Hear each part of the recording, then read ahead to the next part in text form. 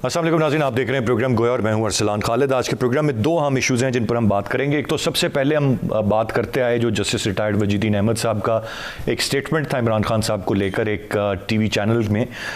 उसके बाद से हर तरफ ज़ाहिर ये खबर गर्दिश करती रही। फिर जहांगीर तरीन साहब के हवाले से चूँकि ये बात थी कि वो ख़र्चा देते रहे हैं, उन्होंने बड़ा खुलकर इस सारे मामले की तरदीद कर दी और ये कहा कि ताल्लुकात इमरान खान साहब से अपनी जगह पर, लेकिन जो हकीकत है वो सामने ज़रूर आनी चाहिए। उसके बाद अब दोबारा जस्टिस रिटायर्ड वजीदुद्दीन अहमद साहब ने ये बात कही है कि जहांगीर तरीन साहब के पास कोई और चारा नहीं था सिवाय इसके कि वो तरदीद करते, और इस तरह का जो खर्च होता है उसका कोई रिकॉर्ड नहीं रखा जाता, ये कैश में पेमेंट्स होती हैं। ये आज उन्होंने कहा, और दिलचस्प बात यह है कि जब वो आज ये बात कर रहे हैं तो वो पाकिस्तान तहरीक इंसाफ इस वक्त के वज़ीर आज़म उनके इत्तेहादी जमात के लोगों के साथ खड़े होकर ये बात दोहरा रहे हैं। दूसरी जानिब फवाद चौधरी साहब ने, खैर हम इस इल्ज़ाम पर तो बात नहीं करेंगे, लेकिन जो फवाद चौधरी साहब ने बात कही है, उन्होंने ये कहना कि वज़ीर आज़म की ज़ात को जिस तरह से निशाना बनाया गया ये काबिल मज़म्मत है। मीडिया की आज़ादी को एक ख़ास मुहिम के लिए इस्तेमाल किया जा रहा है। उन्होंने आर्टिकल 9 का जिक्र किया और उन्होंने इसके साथ साथ हक़ इज़्ज़त का दावा करने की भी बात कही है। उनका ये कहना कि किसी पर भी इस तरह अगर वज़ीर आज़म की ज़ात महफूज नहीं है तो फिर और कौन महफूज हो सकता है। और एक बयान के हवाले से उन्होंने कहा कि मुख्तलिफ मीडिया हाउसेस ने उस पर एक मुहिम चलाई है बाकायदा तौर पर। तो ये जो एक इल्ज़ामात का सिलसिला है, हमने देखा कि ये कुछ अरसा हुआ इल्ज़ामात लगते आते हैं, मुबैना वीडियोज़ आती हैं, कोई उठकर कोई बयान दे देता है या बयान हल्फी की शक्ल में कोई बात कह देता है। अब सवाल यह है कि आया जब वो बात वज़ीर आज़म साहब की ज़ात पर आए तो तब काबिल मज़म्मत है, या वो किसी के हवाले से भी हो, या कोई किसी भी वक्त उस वक्त का सरबराह हुकूमत हो, वज़ीर आज़म हो, किसी के हवाले से किसी को भी इख्तियार नहीं होना चाहिए कि वो कोई इस तरह की बयानबाजी करे या कोई इल्ज़ाम सबूत के बगैर वो लगाए। अब इस वक्त चूँकि वज़ीर आज़म साहब पर बात आई है तो ये बात फवाद चौधरी साहब को, पाकिस्तान तहरीक इंसाफ के लोगों को बुरी लग रही है। मैं चाहूँगा इसके हवाले से हम बात करें कि ये फ़ेक न्यूज़ क्या है, किसको क्या कहने का हक़ है, मीडिया की आज़ादी की क्या सही मानों में डेफिनेशन है, क्या कौन क्या कह सकता है, क्या नहीं कह सकता है, इसका तयन किस तरह से होगा, कोई रेगुलेशन के ज़रिए इसको रोका जा सकता है, ये सब की अपनी ज़िम्मेदारी हो सकती है, क्या तरीक़ाकार हो सकता है। मैं चाहूँगा इशू हमारा ये रहे, हम इस पर बात करें। इसके साथ साथ दिलचस्प बात, वज़ीर आज़म साहब गिलगित बल्तिस्तान के हवाले से उन्होंने बहुत सारी बातें की। वो दोबारा ये बात कह रहे हैं कि वो वक्त दूर नहीं जब लोग नौकरियां ढूंढने आएंगे। जब तक हम गरीब को ऊपर नहीं लेकर जाते मुल्क तरक्की नहीं कर सकता। और गरीब को ऊपर ले जाने के लिए उन्होंने 5 लाख रुपए की बड़ी रकम बिला सूद कर्ज जो 20 लाख गरीब ख़ानदानों को देने की बात की है। मुल्क से गुर्बत ख़त्म करना ये उनका मिशन है। वज़रा हमें बता रहे हैं ऑलरेडी कि पाकिस्तान सस्ता तरीन मुल्क है, गुर्बत कहाँ है, दवाई 3 रुपये से 7 रुपये हो जाए तो क्या क़यामत टूट पड़ती है। ये तमाम तर चीज़ें हैं। वज़ीर आज़म साहब का मानना है कि अमीर अमीर से अमीर तर होता जा रहा है, गरीब गरीब से गरीब तर होता जा रहा है। रियलिटीज़ और फैक्ट्स ये हैं कि जो मुतवस्सित तबके से ताल्लुक़ रखने वाले लोग थे वो भी गुर्बत की तरफ जा रहे हैं और अमीर की भी दौलत में बड़ा फ़र्क आ रहा है। अब कौन ख़ास लोग हैं जो अमीर होते जा रहे हैं, शायद उनकी तादाद आटे में नमक के बराबर हो, लेकिन बहरहाल इस महंगाई का जो एक ब्लो है वो सबको फ़ील हो रहा है। मईशत बेहतर नहीं हो रही है। शब्बर ज़ैदी साहब ने गो के वजाहत कर दी अपने एक स्टेटमेंट की, लेकिन कुछ बातें उन्होंने बड़ी खुलकर भी कही हैं। बहुत सारे और भी इकॉनमी के एक्सपर्ट बहुत सारी बातें कह रहे हैं और खुदा न खास्ता दिवालिया होने तक की बातें की जा रही हैं। ऐसे में गुर्बत कैसे ख़त्म होगी, समरात अवाम को कैसे मिलेंगे, द क्वेश्चन रिमेन्स देयर। मैं चाहूँगा इस पर भी आज के प्रोग्राम में हम बात करें। गेस्ट पार्टिसिपेंट्स का तारुफ कराता चलूँ। प्रोग्राम में हमें ज्वाइन कर रहे हैं इम्तियाज़ गुल साहब, सीनियर तज्ज़ियाकार हैं। बहुत शुक्रिया गुल साहब आपके वक्त का। नज़ीर लगारी साहब हमारे साथ प्रोग्राम में कराची से मौजूद हैं, आप भी सीनियर तज्ज़ियाकार हैं। और आमिर इलियास राना साहब सीनियर साफ़ी हैं जो हमें प्रोग्राम में कुछ ही देर में ज्वाइन करेंगे। गुल साहब, मैं गुफ्तगू का आगाज़ आपसे करूँगा। सर, फ़ेक न्यूज़ क्या है सर, इसको कैसे डिफ़ाइन करेंगे? मीडिया की आज़ादी का क्या मतलब है और उसमें क्या बात कही जा सकती है, क्या नहीं कही जा सकती है? क्या जो बात इस हुकूमत पर होगी, वज़ीर आज़म साहब जो इस वक्त इमरान खान साहब है उनके हवाले से कोई इल्ज़ाम लगेगा वो गलत होगा?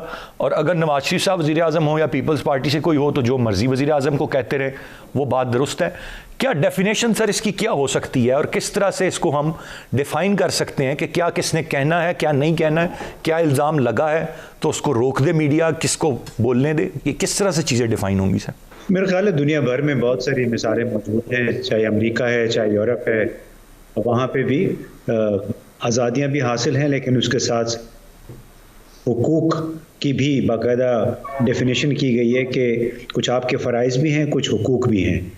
लिहाजा हमें उस रेजीम की तरफ जाना होगा। पाकिस्तान में तो लगता है कि सियासतदानों ने और जो मीडिया इदारे हैं और उनके साथ जुड़े हुए लोग हैं, उन्होंने अपने लिए कोई नई तारीफ़ें घड़ ली हैं। अपना हुकूक के हवाले से तो बातचीत वो कर रहे हैं, लेकिन जहाँ पे फ़राइज़ की बात आती है वहाँ पे ख़ासी कमज़ोरी नज़र आ रही है।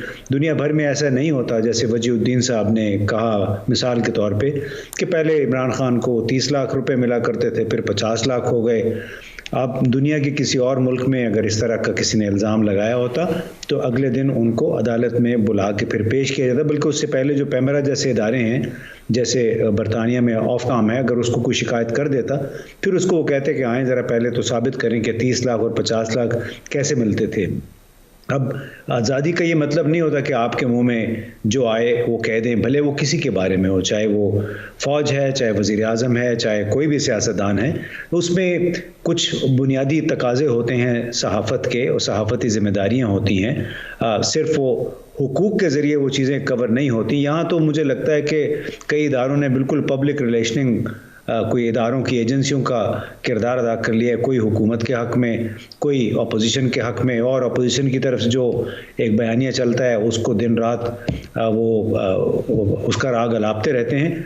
तो यहाँ पाकिस्तान में बदकिस्मती से अखलाकी इक़दार, सहाफ़ती इक़दार काफ़ी इनतात पज़ीर हुई हैं, ज़वाल का शिकार हैं, जिसकी वजह से हर शख्स, वो अंग्रेज़ी में कहते हैं they can get away with what ever they से, यानी जो भी इल्ज़ाम लगा लें उसके बाद नताइज उसके कुछ नहीं हैं, चाहे वो ऑडियो वीडियो लीक की सूरत में हो, किसी बयान की सूरत में हो। जैसे वजीउद्दीन साहब ने कहा, मैं तो हैरान हूँ कि इतने आला ओहदे पे फाइज रहने के बाद उन्होंने इस नोयत की बातें इस उम्र में जाके क्यों की।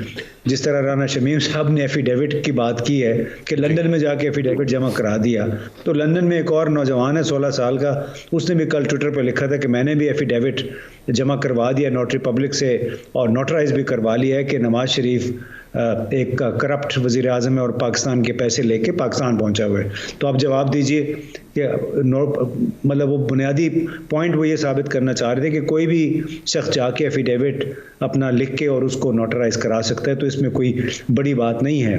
लिहाजा इस तमाम सूरत हाल में फिर मोटिव्स पे बंदा सवाल करता है कि आखिर इसकी वजह क्या है।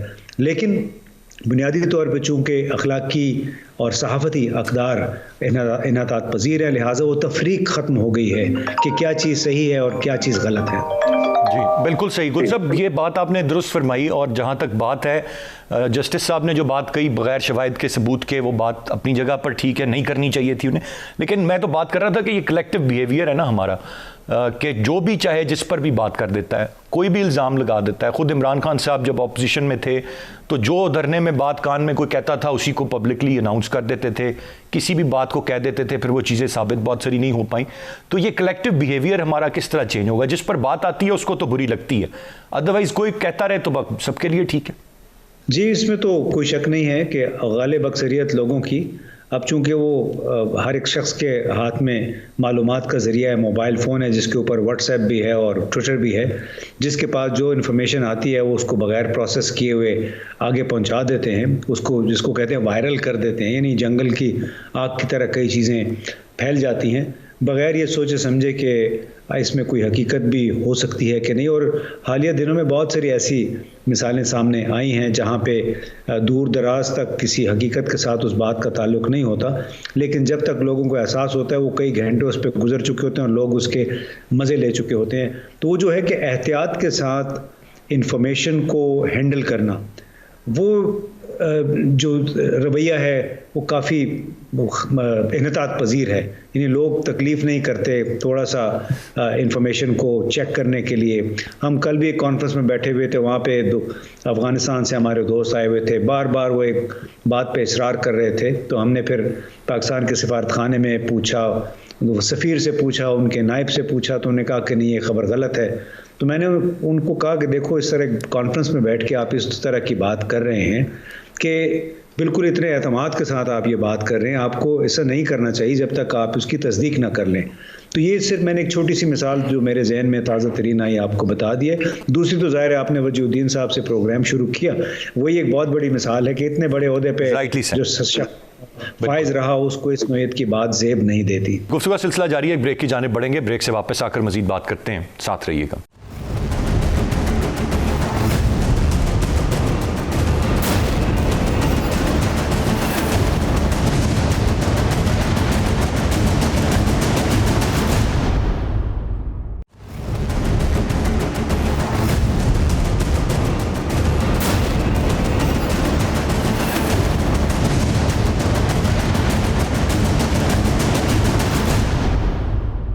Welcome back. मैं नज़ीर लगारी साहब की जानिब बढ़ूंगा। लगारी साहब, कैसे देख रहे हैं आप इस वक्त ये जो एक पूरा का पूरा मामला है, कोई किसी पर इल्ज़ाम लगा देता है, बयान हल्फी की भी जिक्र आ गया, मुख्तलिफ़ चीज़ें हैं, मुबैना वीडियोज़ आ जाती हैं, ये क्या सिलसिला चल निकला है? और इसको आज अगर हुकूमत या फवाद चौधरी साहब ये कह रहे हैं कि ये काबिल मज़म्मत है, ये फिर वंस एंड फॉर ऑल सब के लिए क्रॉस द बोर्ड होना चाहिए ना, कि इस पर एक चेक एंड बैलेंस हो, कोई ऐसे उठकर किसी पर भी इल्ज़ाम ना लगा सके। पहली बात तो ये है कि मीडिया जब से पाकिस्तान बना है तब से लेकर अब तक आज़ाद नहीं है। सबसे पहला सेंसर कायद-ए-आज़म की तकरीर का लगा था और हुकूमत पाकिस्तान ने लगाया था, पाकिस्तान का सेक्रेटरी जनरल ने लगाया था कि कायद-ए-आज़म की तकरीर ना नश्र की जा सकती है और ना ही उसे छापा जा सकता है। बिल्कुल कायद-ए-आज़म की तकरीर के बारे में ये फ़ैसला हुआ था जो 11 अगस्त को हुई थी, और वो तकरीर आज भी यानी पाकिस्तान में खुशी से नहीं कबूल की जाती है। जो पाकिस्तान का तस्वुर था, जो कायद-ए-आज़म का आइनी खाका था, वो उस तकरीर में मौजूद है और आइन जो है उसके बिल्कुल बरक्स बना। और उसके बाद जो है आइन के अंदर जिसको करारदाद को उसका प्रियम्बल बनाया गया, वो तो कायद-ए-आज़म के तस्वुर के सरासर ख़िलाफ़ था, टोटल ख़िलाफ़ था। कायद-ए-आज़म वो चाहते ही नहीं थे।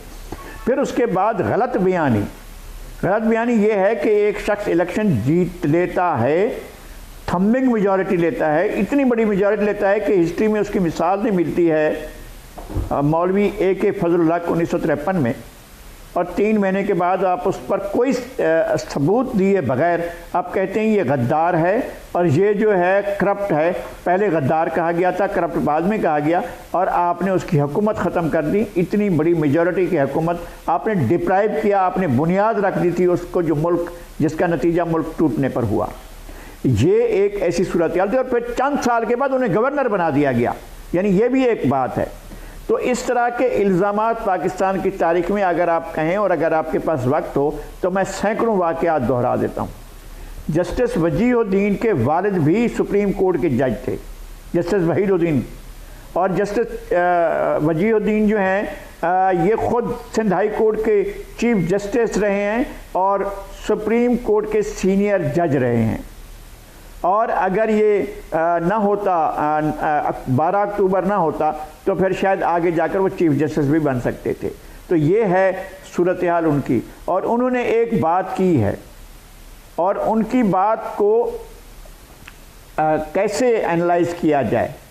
यानी अगर कोई साबिक सदर, अगर कोई साबिक वज़ीर आज़म एक बात करता है तो उसको हमें कैसे जज करना चाहिए, हमें उसको ज़रूर देखना चाहिए। मैं ये कहता हूँ कि फिर मीडिया हाउसेस में भी जो आज तक झूठ घड़ा जाता रहा है, ये तो एक उनकी की हुई बात है, मीडिया हाउस का इल्ज़ाम नहीं है, ये मीडिया हाउस का एंकर की तरफ से लगाया गया इल्ज़ाम नहीं है। एंकर एक लाइव प्रोग्राम में सवाल पूछ रहा है और एक आदमी जवाब दे रहा है। तो ऐसा भी हुआ है कि बाकायदा बड़े बड़े मनसब के लोगों ने बड़े बड़े तारीखी झूठ बोले और उन झूठ को हमने हज़म भी किया और उनको कवर भी किया है। मैं आपकी इसके भी मिसालें दे सकता हूँ। और उसका सबब यह है कि हमने मुसलसल एक सेंसरशिप देखी, हमने मुसलसल सेल्फ सेंसरशिप देखी, हमने मुसलसल एडवाइसेस देखी।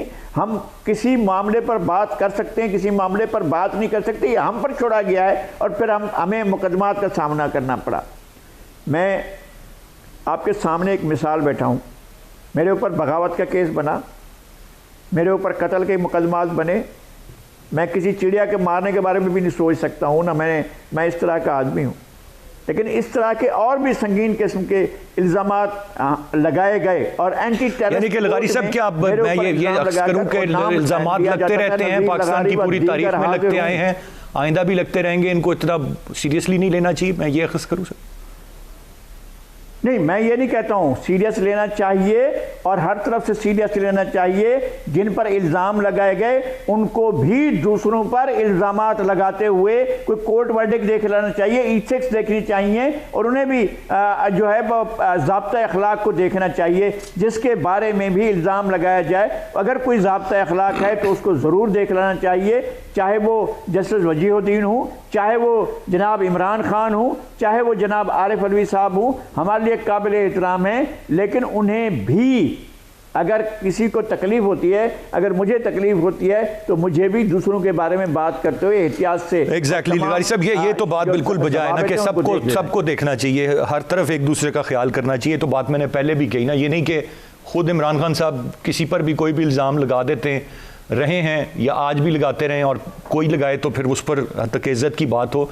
राना साहब, आज खुद जस्टिस साहब ने ये बात वाज़े कर दी कि ये ऐसी चीज़ों के सबूत नहीं होते और ना इनका कोई रिकॉर्ड रखा जाता है। अब अगर एक चीज़ सीधी सी बात है, इल्ज़ाम लगा है, दूसरा फोरम अदालत है, वो खुद इतने सीनियर जज हैं, उनको पता है कि जो चीज़ आप बोल रहे हैं वो अगर आप साबित नहीं कर सकते और उसका कोई सबूत ही नहीं है तो फिर आप किस तरह इसको डील करेंगे? तो फिर आप ऐसी बात ही ना करें जिसका सबूत नहीं है, या वो ये समझ रहे हैं कि जो उन्होंने बात की सिर्फ उनकी बात की बुनियाद पर मिनोन उसे तस्लीम कर लिया जाए। देखिए, बात यह है जी कि पाकिस्तान की सियासत नज़ीर लगारी साहब ने बिल्कुल खोल के सारी बातें कर दी। इमरान खान साहब ने 35-50 की बात नहीं की थी और फिर कहा था सियासी बात थी। क्या उन्होंने शहबाज शरीफ नहीं कहा कि मुझे रिश्वत की ऑफर की और वो शहबाज शरीफ का केस ही चल रहा है अभी तक। अब ये मैं स्पेसिफिक, चूंकि वजीहुद्दीन साहब ने इमरान खान पे इल्ज़ाम लगाया, तरीन साहब ने बिल्कुल सही बात कही। अगर कोई इन्वेस्ट करता है, अगर कोई करता है तो क्या वो हिसाब में लिखता है तो फिर ही बताएगा ना। गाड़ी तो उनकी रिकॉर्ड पे मौजूद है, कल से भी दोबारा ट्विटर पे भी आ चुकी है कि वो दुबई से, अबू धाबी से गाड़ी आई और वो इमरान खान साहब को गिफ्ट गई, पार्टी के चेयरमैन को गई होगी, फिर वो वापस हो गई। तो ये पाकिस्तान की सियासत में चलता है, जिसे जस्टिस वजीहुद्दीन ने अब ये कहा कि ये काम इस तरीके से होता रहता है। अब अगर सच्चे मियाँ इकट्ठे हो चुके हैं हुक्मरानों की सूरत में, तो और आपका टेलीविजन भी सच है, तो फिर सच को सामने लाने के लिए कोई ट्रुथ एंड रिकंसिलिएशन कमीशन बन जाना चाहिए ना, जिन पे सब लोगों को एतमाद हो। तो फिर जो माजी के और हाल के जिस सच और झूठ को आपने लेके आना है, एक सच तो बोला था ना नसीम हसन शाह मरहूम ने भी जिंदगी में अपनी बोल के गए, किताब आप बीती में नहीं लिखा कि भुट्टो साहब को फांसी कैसे हुई थी। तो वो सुप्रीम कोर्ट ने रेफरेंस सदर जरदारी का गया हुआ, वो जरदारी को छोड़ दे, सदर पाकिस्तान का रेफरेंस है, उसको क्यों उन्होंने अभी तक साइड लाइन रखा हुआ है? इस हिस्ट्री को अगर ठीक करना है तो सारे इदारों को हमें बीच में लाना होगा, वरना फिर ये यूं ही झूठ और सच का कारोबार चलता रहेगा, हम और आप बहस करते रहेंगे। मुझे बताएं ना, इस समाम में नंगा कौन नहीं है, किसने किस पर इल्जामात नहीं लगाए, लेकिन यहाँ ना ऐसे कवानीन बनाए गए हैं कि जिस पे हमारे मुख्तलिफ चैनल्स बाहर लायबल हुए हैं और यहाँ पे उन पे केस ही नहीं चल सकता। है ना ऐसी बात? कोई साहब कोई दूर की बात तो नहीं है। बिल्कुल है। माजी बईद सब में ये चीजें शामिल हैं, अखबारात हों, चैनल हों, वहां पे झूठ चल जाए तब भी केस हो जाते हैं, फैसले हो जाते हैं। यहाँ ना कोई पेश होता है, ना कोई सजा होती है। तो जो सच्चे मियाँ सारे इकट्ठे हुए हैं, इनको तो चाहिए कि इन कवानीन को लायबल बनाएं, टाइम फ्रेम करें। जो सिर्फ करप्शन के लिए आप कह रहे हैं, सुप्रीम कोर्ट ने भी नवाज शरीफ के केस पे कहा कि 6 महीने में फैसला कर दें, फिर उसकी एक्सटेंशन करते रहे, जज को लगाया, जिसकी उन्होंने कहा जी चूंकि वो हुक्मरान वक्त थे इसलिए, साबिक चीफ जस्टिस ने भी बयान दिया ना कि मैंने एक जज को इसलिए लगाया, लेकिन वो हुक्मरान वक्त अपने ही मातहत अफसरों के सामने भी पेश हुआ था ना। क्या कभी ऐसा भी हुआ था पहले कि एक सिटिंग वजीर आजम हो, वो गया हो और वो इस तरीके से पेश होता हो? उनके तो चौधरी निसार बड़े मुखालिफ थे इस बात के कि उनको नहीं जाना चाहिए था वहां। अब ये पाकिस्तान की सियासत अब एक और रुख पे आ गई है, क्योंकि हमने हर एक को गंदा करने का प्रोग्राम बनाया हुआ है कि सच इतना झूठ बोला जाए, इतनी सच्चाई के साथ, इतने पक्के मुंह के साथ बोला जाए कि आप ये देखें कि ये जो सब हुक्मरानों के तर्जुमान होते हैं, ये कितनी पार्टियों से घूम फिर के आते हैं। फवाद चौधरी को देख लें, इन्होंने हर पार्टी का घाट घाट का पानी पिया है और अब ये इमरान खान साहब के स्पोक्स पर्सन है, ये बिलावल साहब के भी स्पोक्स पर्सन थे। मतलब ये बड़ी क्वालिटी की बात है कि वो उनके लिए भी सच बोलते थे और उस वक्त इमरान खान उनके जेर अताब होते थे। अब इनके लिए सच बोलते हैं तो बिलावल उनके जेर अताब होते हैं। हमारी कहानी इसी किस्म की है, हमें गंदे खेल का हिस्सा है। हमारी सियासत हो, हमारे इदारे हों, हम सब चीज़ों में हमने अपने आप को ना बैसियत कौम गंदा कर लिया हुआ है। न लोग हमें सीरियस लेते हैं यहाँ पे, न दुनिया लेती है।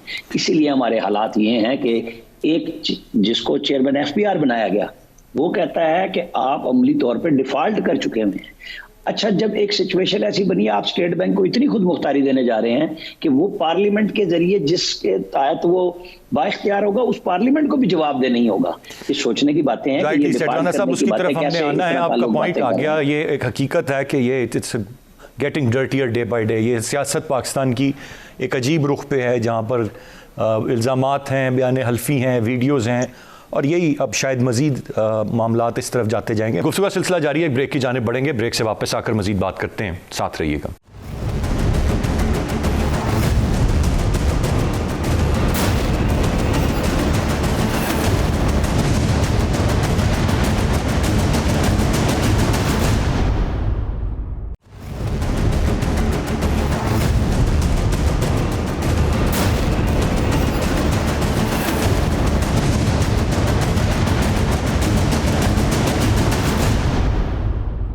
Welcome back.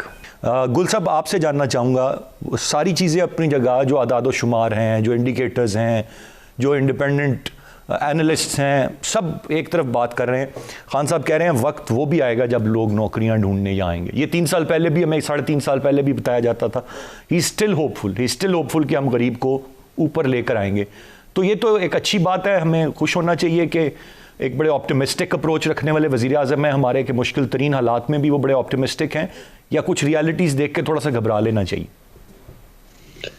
नहीं, घबराना तो जाहिर है, वो तमाम लोग घबराएंगे जिनकी जेबों पे वो समझते हैं कि डाका पड़ रहा है अफरात ज़र की वजह से, कीमतों में होशरुबा इजाफे की वजह से, और इसके साथ साथ पाकिस्तान पे जो गैर मुल्की कर्ज़ों का बोझ गैर मामूली तौर पे बढ़ चुका है, और उसकी वजह से फिर हमारी गैर मुल्की कर्ज़ों की सर्विसिंग जो सालाना होती है वो गैर मामूली हो चुकी है। उसमें घबराना तो चाहिए। मेरा ख्याल है पाकिस्तान की गालिब अक्सरियत को अब बड़े भोलपन में खान साहब ने नारे तो लगा दिए थे, वादे भी कर दिए थे नौकरियों के, और मैं तो हैरान हूँ, आज भी स्कर्दू में जब वो तकरीर कर रहे थे तो उन्होंने ये कहा कि पाकिस्तान $40 अरब कमा सकता है टूरिज़्म से। तो बहुत ही भोले हैं हमारे वज़ीर आज़म। उनसे कोई पूछे कि आपने यहाँ टूरिस्ट के लिए, गैर मुल्की सयाहों के लिए आपने सहूलियात क्या दी हैं? यानी सिर्फ ये वज़ीर आज़म ने, बल्कि पूरा हमारे जो रियासती गवर्नेंस स्ट्रक्चर जो है, चाहे ये हुकूमत है गुज़िश्ता या उससे गुज़िश्ता हुकूमतें, आप जब शुमाली इलाकाजात में जाते हैं वहाँ तो ढंग से एक रहने की जगह तो है नहीं है सिवाय 2-3 के। सड़कें जो हैं कई जगह पे टूटी फूटी हुई हैं, तो उसमें मालूम नहीं कि इनको कौन ब्रीफिंग्स देता है। ज़ाहिर है इसमें तो कोई शक नहीं है कि पाकिस्तान को अल्लाह ताला ने बहुत कुदरती नेमतों से माला माल किया हुआ है। खूबसूरत इलाके हैं, इंतहाई खूबसूरत इलाके हैं, लेकिन उन तक रसाई के लिए ये गैर मुल्की सयाहों को जब तक सिक्योरिटी का एहसास उन्हें नहीं होगा, जब तक उनको उनकी सहूलतें यहाँ पे हम, आप देखिए दुबई में, मुत्तहिदा अरब अमारात में, बाकी इस्लामी मुल्कों में भी आप जहाँ रात को जो मर्ज़ी पीना चाहें पी लेते हैं, इसलिए कि सयाह जो होता है वो थक हार के जब शाम को आते तो थोड़ा रिलैक्स करना चाहते हैं। हमारे यहाँ तो यही बहस ख़त्म नहीं हुई है। जहाँ पे कुछ किसी को लगता है कि फ़लाँ चीज़ मिल रही है कहीं पे, तो हमारे जमात इस्लामी, JUI, उसमें PTI के लोग भी सब शामिल हो जाए कि जी यहाँ पे बड़ा धंधा हो रहा है। तो जिस मुल्क में इतना ज़हनी तौर पे कन्फ्यूजन हो, खलत मलत कर रहे हों आप दीन को टूरिज़्म के साथ और सियासत के साथ, वहाँ पे कौन आएगा? फिर गुज़िश्ता दिनों बदकिस्मती से वो वाक़या हुआ सियालकोट का, तो क्या वो पाकिस्तान की नेकनामी हुई उसे? तो वज़ीर आज़म को मेरा ख्याल है थोड़ा सा ये हाई पेडेस्टल से नीचे आके सोचना होगा कि पाकिस्तान के ज़मीनी हक़ाइक़ इस बात की इजाज़त नहीं दे। $4 अरब क्या 40 क्या $4 अरब भी पाकिस्तान नहीं कमा सकता मौजूदा हालात में, जब तक आपको ज़मीनी हकीकतों का इदराक करते हुए। रियलिटी चेक सर बहुत ज़रूरी है गुल साहब, जो अब वो शायद काश उनके करीबी लोग उन्हें दें। लगारी साहब, आपकी क्या राय होगी? आप कैसे देखते हैं इस वक्त एक बहुत बड़ा चैलेंज है, गो के कुछ एक पॉजिटिव चीज़ के पेट्रोलियम की कीमतों में कमी, अब महंगाई में भी कमी होगी। इज़ इट टू अर्ली कि इसके बारे में हम सेलिब्रेट करना शुरू कर दें? क्योंकि सम्राट मिलने तो दें कि कब कमी होगी। बज़ाहिर तो कोई कमी नज़र नहीं आ रही है। और फिर वज़ीर आज़म साहब स्टिल होपफुल, उनका एक ही मिशन है, वो है गुर्बत ख़त्म करना। ये मिशन लेकर वो हुकूमत में आए थे। इट इज़ क्वाइट अनफॉर्चुनेट कि 3.5 साल में अगर कोई चीज़ हुई है तो वो गुर्बत ही बढ़ी है, ख़त्म होने के बजाय। अगर गुर्बत बढ़ी है, गरीब ख़त्म हो रहे हैं। अच्छा, असल में मैं एक वाक़या बताता हूँ। एक सहाफ़ियों का एक वक्त ईरान गया था, ईरानी हुकूमत की दावत पर मैं उसमें शामिल था। तो हम पहुँचे, उसमें इरशाद अहमद हक्कानी साहब थे, ज़ियाउद्दीन साहब थे और कोई और लोग भी थे, हमारे तारिक वारसी साहब थे इस्लामाबाद से, रावलपिंडी से। तो कुछ 6-7 आदमियों का वक्त था। तो हम पहुँचे तेहरान एयरपोर्ट पर, वहाँ से ही हमें एक और फ़्लाइट के ज़रिए कीश ले जाया गया। कीश एक ऐसा जज़ीरा है जो 18 किलोमीटर गालिबन वो उसकी तबालत है और तकरीबन 9 किलोमीटर उसकी चौड़ाई है, एक छोटा सा है और उसकी आबादी 18,000 थी, 400 मकामी, बाकी गैर मकामी। और कहा कि ये टैक्स फ्री इलाका है और यहाँ फ्री ट्रेड है। तो हमारे दोस्तों ने सवाल किया था कि ये कैसे हो सकता है कि ईरानी हुकूमत अपने यहाँ पर जो है लोगों को अट्रैक्शन देना चाहती है, तो यहाँ तो अट्रैक्शन के दरवाज़े बंद हैं, जो इम्तियाज़ गुल साहब बता रहे थे। तो उनने कहा नहीं, हमने खोल दिए हैं, ऐसी कोई पाबंदी नहीं है। खैर, हमने उसके मज़ाहिर भी देखे थे। मैं कहता हूँ कि आप अगर आगे बढ़ रहे हैं तो आगे बढ़ें ना। आप अगर अपने पिछले, आपके साथ एक सामान लदा हुआ है आपके ऊपर, वो भी आपके ऊपर है, और आप कह रहे हैं कि आप पहाड़ों पर भी चढ़ें और बोझ आप पर इतना हो कि आप पहाड़ों पर क्या हमवार ज़मीन पर भी ना चल सकते हो, तो कैसे चलेंगे? मुमकिन ही नहीं होगा। आप पहाड़ों पर नहीं चल सकते जब तक कि आपके ऊपर बहुत ज़्यादा बोझ लदा हुआ हो। और पोटेंशल जो है, हाँ मैं ये मानता हूँ कि पोटेंशल ये है कि इसी खित्ते में, गिलगित बल्तिस्तान में ही आप 50 अरब क्या 100 अरब डॉलर भी कमा सकते हैं, लेकिन आप उस पोटेंशल को इस्तेमाल नहीं कर सकते, नहीं करना चाहते, नहीं करते हैं, तो आपका नहीं होगा। बाकी पाकिस्तान क्या कम है क्या? आपके पास देखने के लिए जगहें कम हैं। आप हैरत ज़दा हो जाएंगे जब आप जो है वो गुंड मलीर के पहाड़ों पर आकर खड़े होंगे। आपको सैकड़ों महल्लात के एवेलेशन नज़र आएंगे, गार्ड्स नज़र आएंगे, और उसके अलावा लगेगा कि एक महल्लात का शहर है, महल घरों का नहीं, आबादी का नहीं, महल्लात का, और हर एलिवेशन जो है एक महल है। और आपको ये कहा जाएगा कि ये कुदरती है, ये आर्टिफिशियल नहीं है, ये लोग मैन मेड नहीं है, ये खुदा का बना हुआ है। तो आप हैरान हो जाएंगे। अब अगर आप डेरा बुगटी और सिब्बी के अपना सुई के दरमियान अगर आप सफ़र करेंगे तो आपको दाएं जानिब को और बाएं जानिब को आपको किले नज़र आएंगे। ऐसे किले नज़र आएंगे जैसे किले आप अपनी ज़मीनों पर देखते हैं जाकर के, जनाब ये कमाल का किला है। ऐसे सैकड़ों किले नज़र आएंगे, लेकिन वो कुदरती किले हैं और पहाड़ किलों की शक्ल में बने हुए हैं, जिसको ये कहा भी हमारे लीडर, बलोच लीडर कहा करते थे कि हमारी ज़मीन जो है वो किलों से भरी हुई है।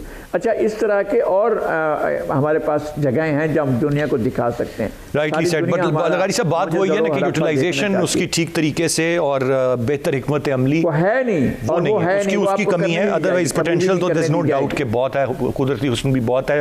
राना साहब, आप क्या कमेंट करेंगे? आपकी क्या राय होगी सर? महंगाई, गुर्बत, गरीब, किस तरह ये सब खत्म होगा सर? सर, जो आपने आखिरी फिक्रा कहा है ना, गरीबी खत्म होगा, बाकी मसला तो हल नहीं हो सकता, और वो हो रहा है।